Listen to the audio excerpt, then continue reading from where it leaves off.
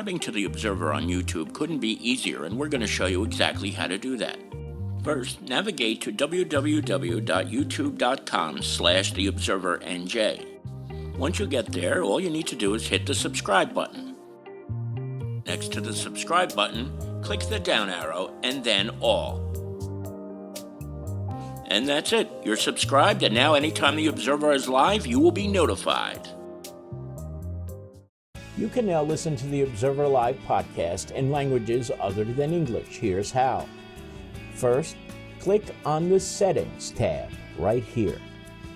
Then, look up for audio track and click on that. Then, scroll around for different languages, find the one that you want to hear everything in, and click on it. And it's that simple. Now you can listen to everything in the language of your choice on the Observer Live podcast. Hi again, everybody. It's Kevin Canessa coming to you live from the newsroom of The Observer and TheObserver.com on this, the 12th day of August in the year 2026. Before I throw it over to Tony Mondero and we start talking about the weather, I just want to apologize for missing the broadcast yesterday. I had kidney stones, and I had to go to Clara Moss yesterday. And let's just put it this way. I wouldn't wish this on my worst enemy, but there was no way I could do a broadcast yesterday. It just would have been too much, and I was so out of it during the day. Luckily, it all resolved, thank God. But, man, that was horrible. So I apologize for that, but without any further ado, let's welcome in my dear friend Tony Mondero, he of the Harrison Weather Center. Tony, good afternoon, brother. Good afternoon, Kevin. Good to see you back in action there. I'm glad everything worked out for you. Thank you. It was one of those things. I've always heard people talk about how bad it is. I never experienced it. Once it hit, it just came out of nowhere, too. It was like I got up at 6, 7. By 7:30, it was like impossible to walk. So I'm glad it's over with. Let's put it that way. But I still have to get it. I still have 2 left, believe it or not, that I have to get zapped out. So I'm not looking forward to that. But what's going on in your world? I'll tell you something, Kev. We're going to quiet down finally after a few weeks of very heavy rainfall. And we're ready for the month of August. We're almost nearing 5 inches with the thunderstorms we've had and some of the severe weather around the area. It's going to calm down over the next couple of days. We could eke out maybe a shower or storm this afternoon in spots, widely scattered as they were yesterday. We'll do the same tomorrow. Then improvement starts over the weekend, as it'll be still warm, but a lot less humid. And like today, very comfortable outside. Humidity's finally lowered. But these fronts this time of the year, they don't have enough of a push. They go all the way down to the south to give us some really good high pressure. That probably comes over the next few weeks as the pattern starts to break down and change, and we watch the tropics as we may have a system to deal with in the Atlantic in short order. But it's not going to affect us, at least for the next week or so. So our weather does look pretty good right now, 88 degrees in the area. And for those with home barometers, 29.81 inches of mercury, and that's steady at this time. And we have some nice sunshine, and like I said, there could be a scattered shower or thunderstorm around this afternoon, widely scattered. Same for tomorrow. Tomorrow you might get a little bit more of an increase in humidity. High temperatures throughout will be in the 80s, and overnight low temperatures in the upper 60s to low 70s. But over the weekend, the overnight low temperatures will be in the 60s. Another thing we're watching, if you like astronomy, we have the eclipse today. It began at 1:07. It'll peak at 1:54, and will end at 2:38 this afternoon. And trust me, guys, I'm not an astronomer. The old Google Assist has helped Tony Mondero out this afternoon. So I don't want you thinking that I'm some type of expert in astronomy. Only the news media will give you that false expectation that they are. We're talking about the mainstream media, that they're expert in everything. Well, of course, we wouldn't want people to go out there and look up at the sun either, too, right? Because you remember the geniuses that did that a couple of years ago when the big eclipse happened. I think I remember somebody being on the lawn of the White House looking up at that, and that wasn't exactly the wisest thing to do, right? No, you don't do it like that. You use it to deflect it somehow that you can see it. Don't look exactly right, Kevin. That's a great point. Never look at it with the naked eye. They sell these Eclipse glasses out there for whatever they are, 10, 20, $30 a pair, and they're really just dark and you look through. I know when we had the Eclipse here a few years ago, I invested in those, and I actually have a Eclipse kit with t-shirts and glasses, but this is a small one. If those of you who want to see it up close and personal, go to YouTube to NASA TV. They'll do a wonderful job, and you're not going to get hurt by viewing it on NASA TV on YouTube. It's going on right now, you say, right? Yeah, it's going on right now, and they have a special live coverage. So See, head out, and we're only going to be, I believe, we're only going to be like 9% covered here, so it's not going to be much. Not like it's going to get dark out, but you'll see maybe like a little sliver or something if you do it safely up there. You know, you'll be able to see it. Like I said, it maxes at 154 and it ends at 238.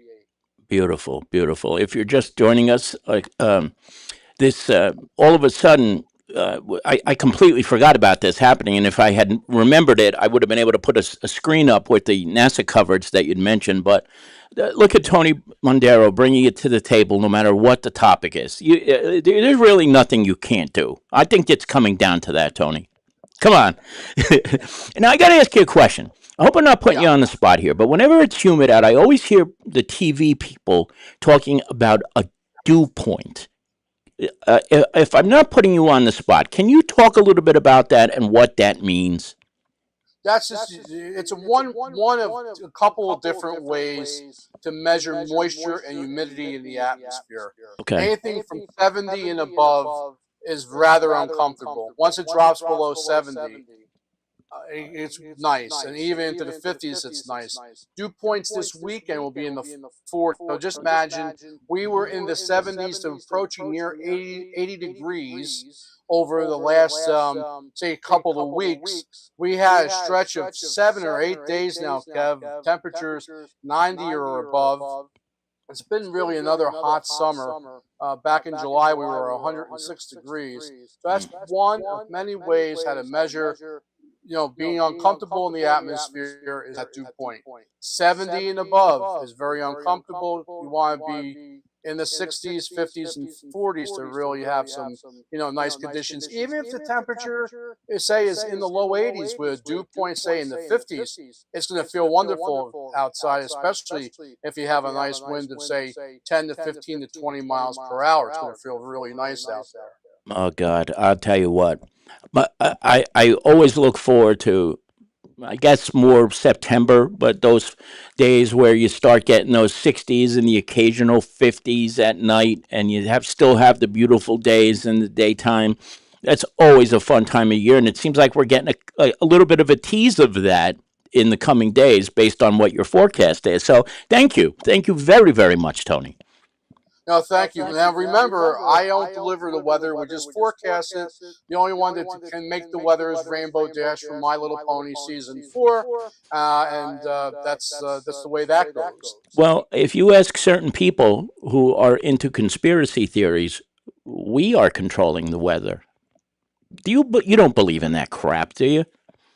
Well, I believe in, you know, there's a little something to global warming. We are getting a little bit warmer, but to the fact where the politicians and the media makes a big deal out of it, it's not to that extreme. There is some small increases of it, but I don't think, in my humble opinion, and remember, folks, whether I take the climate fight, whether being a climatic ambulance chaser, saying the world is coming to an end, climate-wise, we're getting hotter, sea level rise, or I take the opposite end, I'm not going to be right.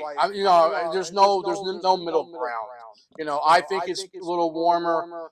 We did have a good season with snow last year, but before that, we were either below or well below normal and warm winter. So there is something to it, but not to where New York City's going to be covered by water in 10 years, right? Ain't nonsense like that. Yeah, I've always kind of known that about you, but I keep hearing these things sometimes in the news that people can control, like, hurricanes and storms and things of that nature. That's the stuff that drives me crazy. Like that, I cannot even imagine that that would be something that would be humanly possible. Yeah, it's a crazy stuff. And yes, Jenny Paz, I am a brony officially, and I will dig out my brony hat one of these days and wear it. And when they did have the My Little Pony convention down in Baltimore, I actually dressed up one year as a horse, and I will get that picture to Kevin. And one day we will show that on the Observer Live, a little tease for weeks to come. Brony hats and Brony Con. It was great, Kevin, down in Baltimore. Too bad still not around. I would say me and you would definitely have to take that in. But let's be realistic. You did this because you were the father of a 20 something daughter, right? I mean, this was not something you just picked up on your own, I hope, Tony. No, my daughter approaches me, Teresa Rose, many years ago, and she says to me, Dad, do you want to become a brony?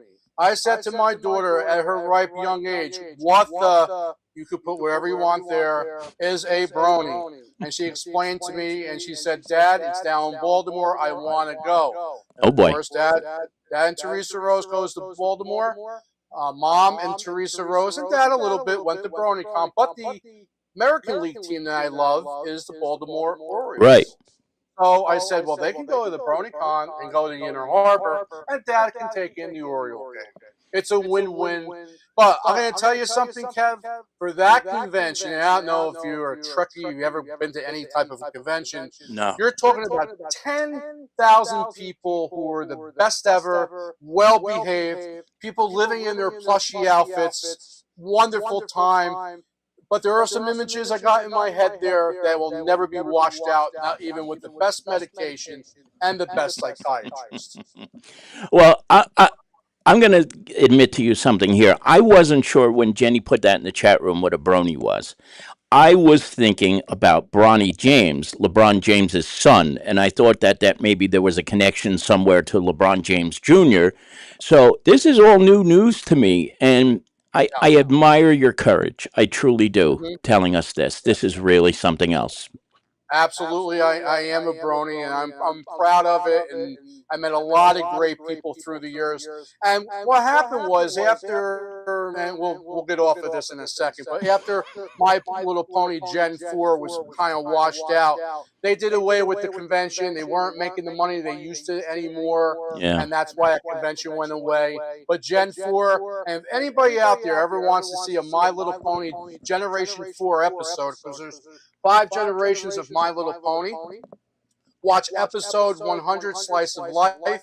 You'll be in tears at the end of it. Listen what Mayor Mir had to say at the end of that episode. It kind of encapsulates what life is all about in that 30-second little slot that she had. I had tears running down my face. It really hits you very hard, you know. Very Episode 100, you say? Yep, Slice of Life, My Little Pony, Gen 4, which there's been 5 generations, and you know, you can find it on the internet, I'm sure, the episode. Yeah, I'm going to have to find this because I don't know if I've ever kept on. You know, I used to put on like Heathcliff, Tom and Jerry, all those cartoons like that were on Channel 11, Channel 5. Sure. But I have to admit, when My Little Pony came on, I turned those off. So I've never seen an episode, but I'm going to look this one up. I'll get the clip, and then we need to have the picture of you dressed up. How about that? Absolutely, that would be a homework assignment. Very good. Now, while you were talking about My Little Pony, you mentioned that you went to see the Orioles play. I have been to about 7 or 8 ballparks in my life, not as many as I would like to, but I still to this day, having been there in 1996, say that there is no more beautiful stadium in the country than Oriole Park at Camden Yards. Tell me about your experience there. Was that something or what? Well, I'll give you the early and later experience. And the ballpark itself, nice. We used to stay at the Holiday Inn right across the street from the Stedman Fire Station in Baltimore, Maryland. It was one of the biggest fire stations in Maryland with all the apparatus coming out of there. So I was kind of in my glory when I was at my job at North Arlington EMS. So that was nice there to see that, and those firemen and the rescue guys were really cool, very inviting. I actually got to ride 3 police shifts because I had buddies of mine there in Baltimore in the police department. So it really opened my eyes what inner city, aviation, marine, the Right. trauma center. I was in my glory. Always, I'll tell you, if you ever can take it in, if you can try to do it during the day, because I'll tell you why in a second. Okay. Taking that ballpark, go maybe to a day game, go back. Unfortunately, Kevin, Baltimore as a city is not like what it used to be years Right. ago, and Right. only 10 years ago. That hotel that I used to stay in, not there no more. The Inner Harbor is disgraceful. What happened down in Inner Harbor was overtaken by undesirable people, and it's a very dangerous area to be downtown Baltimore these days. And I wouldn't stay down there. Around the ballpark proper, on their property is fine, but I would just get in there and get out. Unfortunately, and there was times 10 years ago, 15 years ago, you were able to walk Baltimore in the streets, at night, no issue whatsoever, and not have a problem. So you walk from that ballpark down to the Inner Harbor, not have an issue. Now I'd be very careful with it. Unfortunately, I really hate for me to say that, but I don't want to mislead anybody. No. Go down there, and then you wind up having an issue down there in Baltimore. When you were there, did you have a Boog Powell pulled pork sandwich? Yes. How great was that? I mean, I got to be honest with you. I've had pulled pork sandwiches, but there was nothing better than the Boog Powell pulled pork sandwich that I had. That was so good, Kevin, that what I used to do, because I wanted to enjoy it, and I was in walking distance from the Holiday Inn or the Hilton. They're very close by to the ballpark. I used to get that in the 7th or 8th inning as I was leaving. I never say the whole game because I don't want to be with all those crazy people, the fans going out of the stadium, especially when I go to Citi Field or Yankee Stadium. Unfortunately, I kind of one of these people who leave a little early to beat the crowd. But I used to take that and devour it back in the room. And how I'm not dead of a heart attack because of that, we'll never know. It's truly, truly amazing because it really is that good. If you've never been, and if you don't mind, I'm going to tell you a quick story. My last time at Oriole Park in Camden Yards, it was 2001, a couple of months before 9/11, and at the end of the school year, when I was teaching at the time, we used to take the kids on trips throughout the summer. So we brought them down to Oriole Park in Camden Yards, and we got there early. And I never forget this. I was standing out in the outfield during batting practice, right? And would you believe I caught 3 home run balls in that time that I was out there? One time, I was actually on one of those old flip cell phones, talking to my aunt, tell her I just got a ball, I'm going to bring it back to give it to you. And while we were talking, I raised my hand up and I caught another one with just one hand while I was sitting out there, still standing out there in the outfield. That was, to me, one of the most enjoyable baseball games I've ever been to. The Mets lost, of course, because like the Mets do, the Mets were the Mets that day. But that experience was incredible, being out there at that ballpark and being able to come home with 3 souvenirs. How about that? I'll tell you, Kev, wait a second. I got to take a phone call. Take it. Hello, Harrison Weather? Yes. We'll get him signed. You got it. That David Stearns, this call. They want to sign you, Kev. No, I wouldn't work for him if you paid me all the money in the world, which is what he's done with other people. I mean, good God. Ah, Jesus. No. With that all-star talent that you have, Kev. Oh, yes. I just got lucky. I don't think I could catch a ball now if I tried with my bare hand. Eddie McCune says he's never been there. Eddie, if you get a chance to go down there, you gotta. I mean, because the Mets are there every other year now, so it's just you just bring Kevlar with you. Apparently, from what Tony's telling us, if you go. No, just be very careful. You got to put your head on a swivel. And Kev, it's coming up. Pete Alonso coming back to Citi Field this month, right?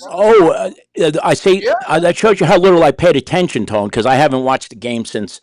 I'll admit this. I watched the 1986 reunion because what else do you have but 1986 if you're a fan of the New York Metropolitans? You got nothing. Right. But I haven't watched the game otherwise, so I didn't even realize that was coming up. So the Orioles are coming into town this year, huh? Coming into town. Pete, and I'll tell you, I want to be watching that first at bat when he comes up, that place is going to the place will be sold out. One of the only few times this year, and Better that place be. is going to erupt. It better be the best feckin' ovation anybody's ever gotten, because he should still Absolutely. be here, and he's not, and it still makes me sick every time I think about it, Tony. Right? Like, Absolutely. good God. Yeah, without a doubt. It's like it eats me like a cancer, Kevin. What happened to our Mets team? What that guy? We're on the air here. I don't want us to lose our license or lose the show. No, we don't have the I FCC to worry about. Say what you I gotta say. understand, but I am really, really pissed off for what happened to our New York Mets, and that's to put it lightly. Wow, Really pissed off. unbelievable. Yeah. What he did to our team is not even funny. The only one I could probably live without was McNeil, because that guy was a little animated after he struck out. You got a little kid there, and that guy's cursing up a storm. Doesn't look good. Not good optics. No, unbelievable. So what else is going on, though? Anything else, or are we good for the weather-wise and all that?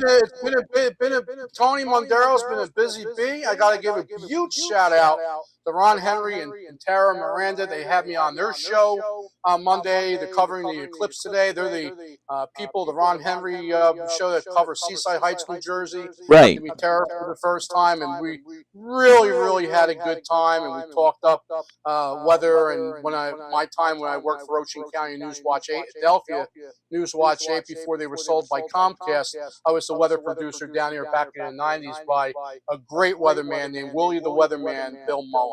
It was really, really cool to catch up with the people down there in Ocean County over Monday. I gotta find that. I mean, if I had realized that, I could have shown it to our viewers today of your experience there with them. You enjoyed that, though. Yeah, they did a little sit down with me, and we went over the stuff that we do down here. We have a weather station down to the South Lifeguard Station, which is part of the National Weather Service's hurricane network through Weatherflow Incorporated. So we're very busy when it comes to weather and meteorology, monitoring around the area. For the state of New Jersey, we coordinate that 1 meter, and we also have our own mesonet here through the Weather Center throughout northern New Jersey. We have one in Greenbrook and Parsippany and Whippany. They're all over the place that we have them to track weather locally on our own network that we've built. Unbelievable. Tony Mondero, you only do this once a week, but I enjoy every minute of it. And I think we should do it again next week, because the summer is, believe it or not, coming to a close. And it makes me sick to think about that. But pretty soon you're going to be going back. And I'm not looking forward to that. Well, Kev, maybe we could talk on the side about maybe doing something, canned and then put it up, because we do have a lot of fun with it, and I'm sure the viewers like to hear, especially when the weather is bad.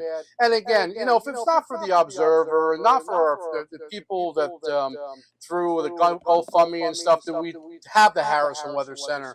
And yes, it's still a struggle. And thank you to the beautiful person who gave me this beautiful chair behind me, which we Jenny Paz. We have great people here, and from the bottom of my heart, we really, really, really appreciate it. And as we go out, people like and subscribe, because without you, we don't have the Observer Live.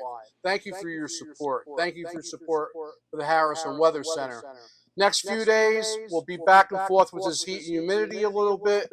By the weekend, I promise it's out of here with low humidity. Your better day, if you say, hey, Tone, what's the best day of this weekend? End to end, no rain, I don't have to worry about anything. That would be Saturday through most of Sunday. But Sunday night into Monday, there could be maybe a scattered shower or a thunderstorm. And remember, we're doing this on Wednesday. That can change.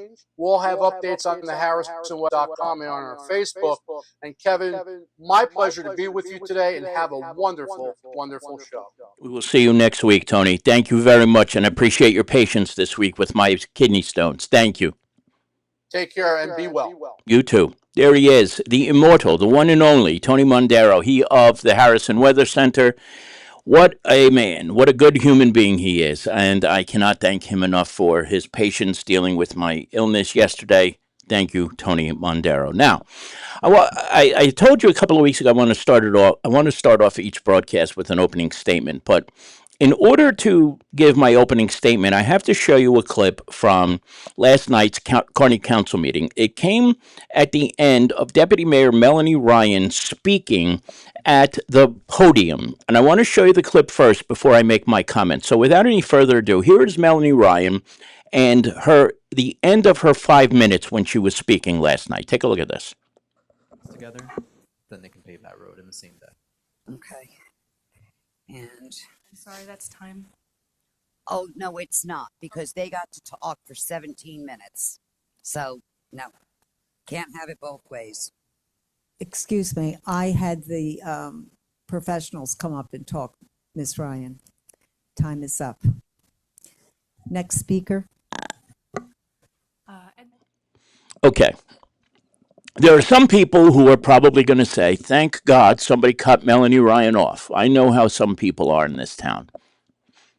But I got to tell you something. I really don't like this new setup that they have in the town of Kearney where residents only get to speak for 5 minutes, and I'm going to tell you a few reasons why. Number one, the first and most important reason why is because in the summertime, these meetings happen once a month. So a lot of times the agendas are action-packed. And when they're action-packed, that means that there's a lot more that there would be necessary to discuss on the agenda. So by limiting it to 5 minutes, you're basically doubling the amount of meeting, but cutting back to 5 minutes the amount of time people get to speak. Number two, if you've ever watched a council meeting, and it's not just in Kearney, but it's everywhere, when these council members get up to speak, and that includes the mayor and all 8 members of the council, they talk a long time. They do. They talk much more than 5 minutes. And a lot of time, with all due respect, it's hot air, tooting their own horns and saying about how great they are and how wonderful the things they do is. So, just a simple thought. When you're talking about a democracy and allowing people to speak, giving them 5 minutes in the course of a single month just simply doesn't cut it. And the old way was that the public got to speak for 10 minutes, and that worked. Now, were there some people who abused it when sometimes go over the 10-minute mark? You betcha there was. A lot of instances of that. But if it's under control, 10 minutes is not an unreasonable amount of time to speak. And hopefully, at some point, this council and the mayor will realize that switching it to 5 minutes is just not enough. But if you're going to make a switch at all, at least do it in the months where there are only one council meeting instead of the regular 2, because it's just not enough time to speak on the issues. And only would it be fair if during those months at least the time limit was increased to 10 minutes. 5 is just not enough. Now, there will be others who say in other towns they only get to speak for 2 or 3 minutes, and I get that, but we're different. We are always different than other towns. We've always done it our own way. When the opportunity presents itself, I hope the mayor and council will consider moving the time frame back to a 10-minute allotment of speaking. And if 10 minutes is too much, even 7 would be a nice compromise, because 5 is just not enough time. So there's the opening statement today. Now, speaking of that council meeting, Ed McEwen, the president of the FMBA number 218/18, spoke at the meeting, and I'm going to show you what his comments were and then make some comments about that afterwards. Here's Ed McEwen from the meeting last night. Take a look. Good evening, Mayor and Council. Since the last meeting, I took some time to go back and watch the last 3 council meetings again. I wanted to address one specific question a resident did raise during the last meeting regarding public safety staffing. The resident asked whether some of the recent hires or promotions in the public safety represented new positions, and suggested if they were new positions, perhaps they would be easier to eliminate if cuts became necessary. I can only speak directly for the fire department because that's what I know. I can assure the residents of Kearney that no new positions have been created in the fire department during my career here, which is now over 10 years. I can't speak for other departments though, but just the fire department. In fact, I think every firefighter in this room would agree that for the most part, we operate what I would describe as minimum safe staffing necessary to provide the level of service the community expects. That's why maintaining our existing staffing levels and our current table of organization is so important. We're not asking to create any unnecessary positions or expand the department in any way. We're asking to maintain the positions that already exist that have been determined to be necessary to safely operate this department. And that's also why I was very happy to see the fire department fully funded in this budget the council adopted last month. The men and women of the Kearney Fire Department put the residents of this town first every single day. We will continue to do that. This past Friday was a perfect example. Kearney was hit with significant flash flooding. We had simultaneous emergency calls for people trapped in their vehicles as water continued to rise. It was one call, and as that was wrapping up, it was 3 simultaneous spread apart different parts of town. I was working, I was there. Our resources were stretched very thin, but our firefighters working alongside the Kearney Police Department got the job done and made sure everyone got home safely. While I was working that day, I did receive another story that I just wanted to emphasize about why it's important to have what we call community firehouses. A firefighter described an incident of a resident banging on a door last Monday, holding an infant child of 11 months old that was not breathing. The firefighters answered the call. They assessed the patient. They dislodged a food obstruction in the airway of that baby, and luckily that baby was able to begin breathing and crying and was able to go home with their mother. If firefighters were not in the station on standby, who knows what the outcome may have been. Residents expect our firefighters to be in places when they are needed most, and sometimes that's just in a fire station with it being open. These are situations where staffing stops being a number on a piece of paper on a line of municipal budget. Where multiple emergencies are happening at the same time, more importantly, you need the trained personnel available to put equipment in service. You don't know when the next flooding might come. We don't know when the next major fire is going to happen, and we don't know when multiple residents are going to need us at the exact same time. That's why maintaining the fire department's existing staffing level that we have had for the past 10 years is important. These aren't new positions. They're existing positions. They're funded positions. The taxpayers are paying for them. They're positions that help keep the residents of Kearney safe. Thank you. And everyone, please stay safe. Thank you. Ed McCune always says it very eloquently, and that incident that he's speaking of did, in fact, happen a couple of weeks ago.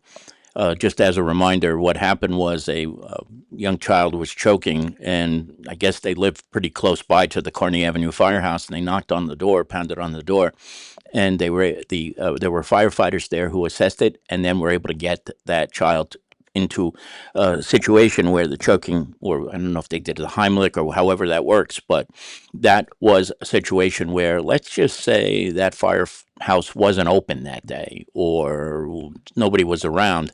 That child, more than likely, Eddie didn't say it, but I will, more than likely would have died. And that is why I think, like when we talk about cutbacks and things of that nature, I can't imagine what the decision-making process and how painful it must be for the mayor and council to have to do that. But I certainly hope there has been discussions of potentially closing down one of the firehouses. I would not want to see something like that happen, because just a moment like he described right there, if that happens and there's nobody there, it's going to turn into something else. And I would never, ever want to see that happen in this town. And I do hope that when all is said and done, that for public safety purposes, that everything stays at the levels that it is. There's a hiring freeze in place right now. I understand that.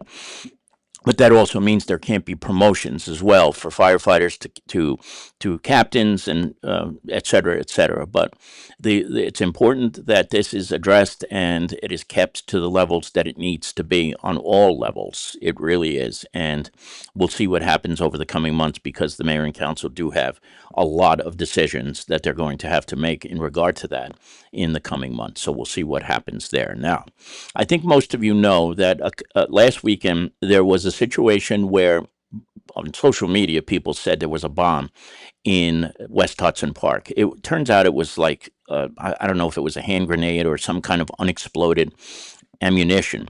But I want to show you this video that I found on social media. And the way the Hudson County Sheriff's officer, who you will hear yourself, handled this, I may have to play it twice for you to hear it, but the words to what he said are on the screen. Take a look at this for a second. Bomb inside of the park. If it explodes, it's gonna hit you.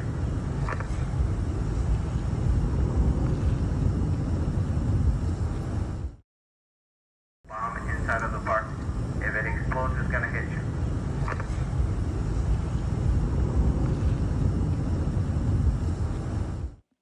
There's a bomb inside of the park, and if it explodes, it's going to hit you. I don't know where to start with this because number one, it wasn't a bomb. It was an explosive. It wouldn't have done the type of damage I think that a bomb could do. It wouldn't have been pretty if it went off. But number one, to say something like that, there's a bomb in the park and if it explodes, it's going to hit you, is not exactly the kindest way, I think, of putting something like that, especially when it wasn't really a bomb. And number two, we wouldn't have known about this if I didn't have sources all around the Hudson County Sheriff's Office. I spoke to 3 different people in the Hudson County Sheriff's Office and had to get the information off the record, or not off the record, but behind the scenes, because they don't tell people when stuff like this happens in the Hudson County Sheriff's Office. We thought we were going to get better with Sheriff Jimmy Davis, but it just simply hasn't happened. It really hasn't. And it's important that the public knows if there is an emergency, what the emergency is all about. Fortunately, they got everybody out of the park and they shut it down and they blocked it off, as you could see. But the bottom line is, if there is a situation like that, the public has the right to know and should know. And I'm not just saying it because it's for my involvement, but for the people involved. And the way this was handled was abhorrent. It's just that simple. It really, really was. And what that sheriff's officer said was basically unacceptable. There's a bomb inside of the park, and if it explodes, it's going to hit you. Take a little bit of a refresher course, perhaps, on how to deal with the public. That was not the way it's done. Fortunately, that piece of ammunition was removed and nothing happened. But it could have been a lot worse than it was, and that certainly didn't make matters any better. Now, one last thing I want to get to before I get to I'm just going to remind you about the school uniform exchange, as I have each and every week. The exchange is underway, and we're getting closer and closer, so we need people to make their drop-offs at the 4 locations that you see on the screen here. Please pause the video if you're not sure where to drop things off right now, and find out where you would drop off things that you have to donate. And it's important to do it soon because we're just getting so much closer to those dates. And then the same thing with the school supply drive. If you have it within your means, we're coming up on the deadline. It's only 8 days away. So please, if you can, I don't want to sound like I'm begging, but I've been talking about this for a couple of weeks now. We're running out of time. So if you're ready to donate, now is the time to do it. Jenny Paz puts too much effort into this for it not to succeed. So please, please make this work. Help us. We need it desperately. Thank you very much. We're going to close off this week's Observer Live with a clip of videos that Jordan Miranda and the Kearney Community Policing Unit put together over the past couple of weeks while they were at the Junior Police Academy. The graduation was 1 week ago on Thursday. The Community Policing Unit is exceptional. It really is. With Jack Grimm as the leader, and then with Officer Janitza Aquino, Ryan Brady, Jordan Miranda, and Court Montanino pulling off what is, to me, miraculous. 2 weeks dealing with kids who are 10 or 11 to 13 years of age is no easy task, and they do it each and every year. And Jordan puts together these videos every single day, and I think Janitza helps him too with it. And I wanted to show you a couple of days and see some of the excellent work that the Community Policing Unit does with the Junior Police Academy. And then when the video is over, we will sign off for this week. And so we hope to see you back here 1 week from yesterday, and if not before that, when something breaks in the meantime. So without any further ado, here is the video that Jordan Miranda put together for the Community Policing Unit, and enjoy the rest of your day, everybody. Take a look at this.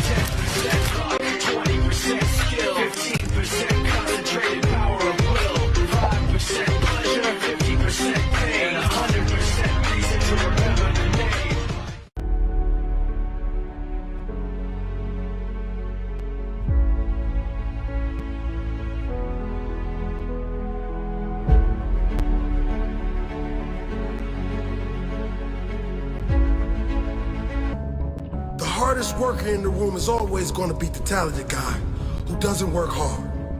In the end, maybe not every time, but in the end, hard work always wins.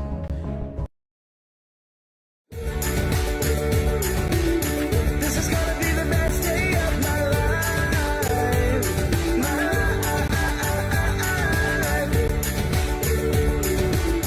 This is gonna be the best day of my